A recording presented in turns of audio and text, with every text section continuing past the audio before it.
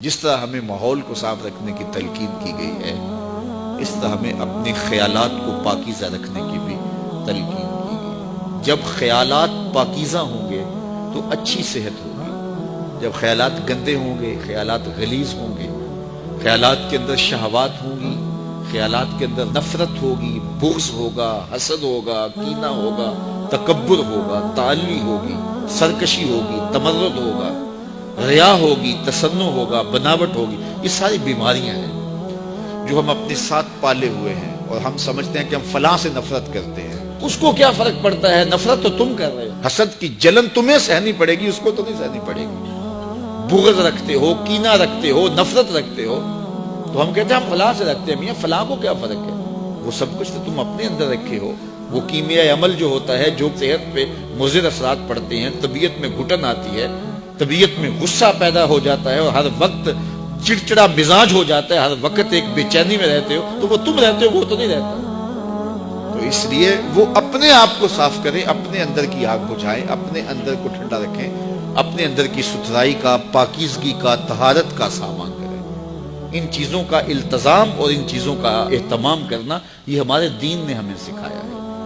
اسی طرح جب کوئی شخص برائی کرتا ہے، کوئی بھی برائی کرے، تو اس کی اثرات اس کے اوپر مرتب ہوتے ہیں۔ تو برائی کے اثرات بد سے اس کے اندر کا نظام بگڑ جاتا ہے، باطن کی طہارت ختم ہو جاتی ہے، اور باطن کی طہارت کو بہت زیادہ اہمیت دی ہے شریعت اسلامیہ نے۔ حسد کے کوڑے، بغض کا کچرا اور نفرت کا جو ہے وہ گند تمہارے اندر اگر جمع ہوتا رہے گا، تو پھر اندر سے تعفن اٹھے گا، اور وہ تعفن تمہارے دماغ کو چڑھے گا، اور زندگی کا چین، زندگی کا قرار تمہارا لٹ جائے گا، اور تم سمجھو گے کہ شاید فلاں کی وجہ سے ایسا ہوا، ہم نے خود نفرتیں پالی، خود اپنے اندر گندگی اور غلاظت ڈالی۔ کچھ اعضاء ہمارے ظاہری ہیں، کچھ اعضاء ہمارے باطنی ہیں۔ آنکھیں عضو ظاہری ہیں، کان، زبان، ہونٹ، ٹانگیں، ہاتھ، یہ ظاہری اعضاء ہیں، اور کچھ اعضاء باطنی ہیں۔ دماغ باطنی عضو ہے، دل باطنی عضو ہے۔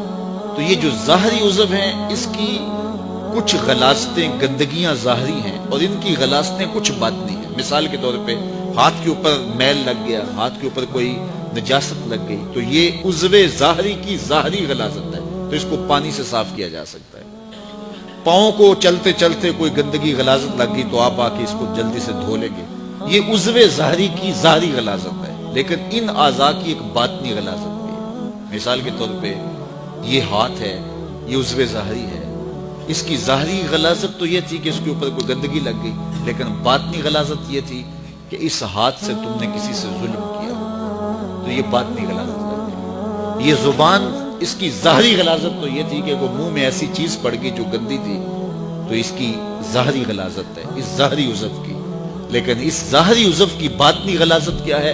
اس زبان سے جھوٹ بول دیا، اس زبان سے بہتان لگا دیا، اس زبان سے کسی کو گالی دے دی، اس زبان سے سب و شتم کیا، اس زبان سے کسی کے لیے برا لفظ بول دیا، تو اس عضو ظاہری کی یہ باطنی غلاظت ہے۔ اس طرح یہ آنکھ کی ظاہری غلاظت یہ ہے، اس کے اندر کوئی میل پڑ گئی تو یہ ظاہری غلاظت ہے، لیکن اس آنکھ کو شہوت سے بھر لیا، گوشۂ چشم سے کسی کی تحقیر کی، کسی کی تذلیل کی، تو اس ظاہری عضو کی باطنی غلاظت ہے۔